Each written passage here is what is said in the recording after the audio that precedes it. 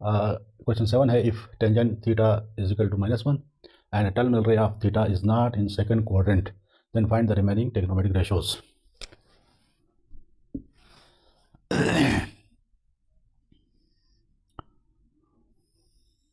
पहले हम ये प्लेन ड्रॉ करेंगे और 4 क्वाड्रेंट हमारे पास यहाँ पे हैं, आर X Y axis, X axis, negative X axis और नेगेटिव वाई एक्सिस। अब यहाँ पे ये बात उसने क्लियर कहा है कि थीटा जो है वो सेकंड क्वाड्रेंट में नहीं है।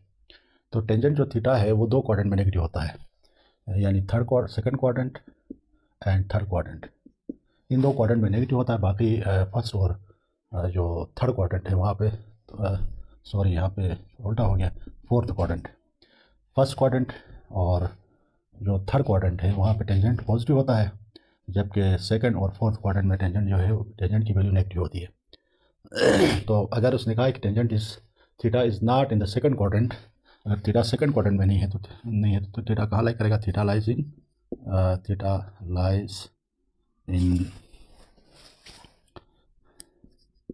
In fourth quadrant.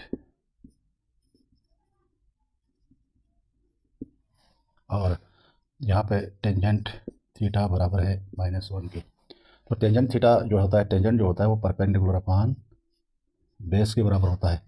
तो यहाँ 1/-1/1 होगा। अच्छा, यहाँ एक बात और भी ज़रूर और है, क्योंकि परपेंडिकुलर अपॉन बेस होता है और फोर्थ क्वाड्रेंट में एक्स की वैल्यू पॉजिटिव होती है और वाई की वैल्यू नेगेटिव होती है। तो यहाँ पे जो -1 है वो वाई की वैल्यू है। तो इसका मतलब है थीटा कहाँ लाई कर रहा है, इस क्वाड्रेंट में लाई कर रहा है। Theta lies in this quadrant, this is fourth quadrant.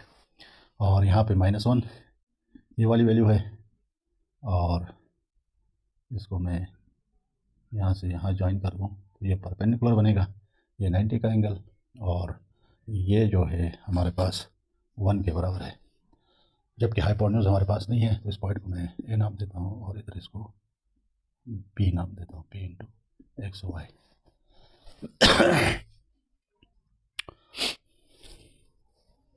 तो इस टेंजेंट थीटा की मदद से हमारे पास P गिवन है, P is perpendicular -1 and base is equal to 1। Then we calculate find the value of hypotenuse, और ये हमारे पास ओरिजिन पॉइंट है। तो हाइपोटेन्यूज यानी h हमने निकालना है, h की वैल्यू क्या होगी। सबसे पहले हम h निकालेंगे तो तीनों साइड हमारे पास नोन हो जाएंगे, उसके बाद हम रिमेनिंग ट्रिग्नोमेट्रिक रेशियोज को फाइंड कर सकते हैं। तो hypotenuse we know that according to Pythagoras theorem, hypotenuse का square is equal to base का स्क्वायर प्लस परपेंडिकुलर का स्क्वायर। तो अगर हाइपोटेन्यूज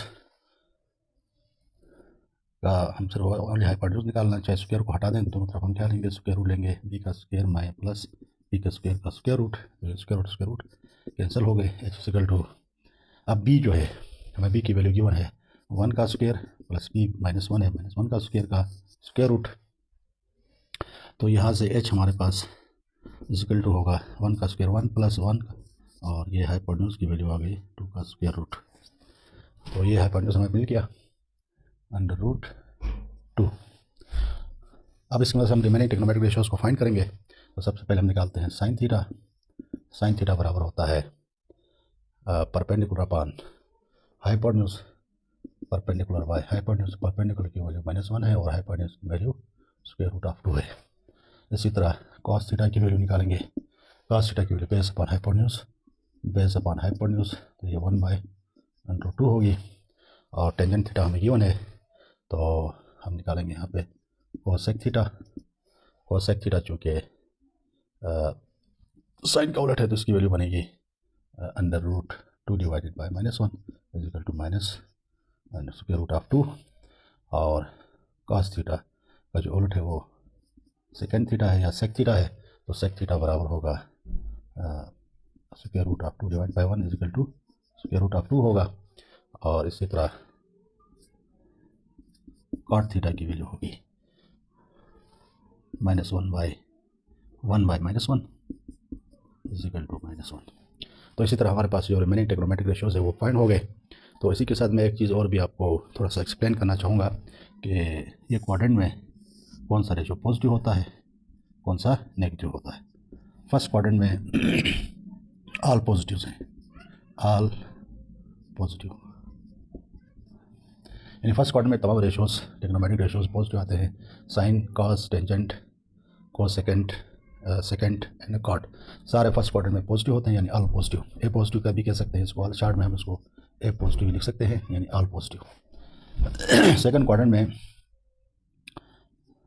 साइन पॉजिटिव होगा, जिसको साइन पॉजिटिव होगा, बाकी जो है वो ratios trigonometric ratios sine positive और साइन का रेसिप्रोकल भी पॉजिटिव आएगा, बाकी जो ट्रिग्नोमेट्रिक रेशोज़ है वो नेगेटिव होंगे। और इसी तरह हम आ जाएँ थर्ड क्वाड्रेंट में। थर्ड क्वाड्रेंट में जो है वो टेंजेंट पॉजिटिव होता है, और जब टेंजेंट पॉजिटिव होगा तो इसके रेसिप्रोकल भी पॉजिटिव होगा, बाकी सारे जो ट्रिग्नोमेट्रिक रेशोज़ हैं वो नेगेटिव आ जाएंगे। इसी तरह फोर्थ क्वाड्रेंट में हम आएंगे।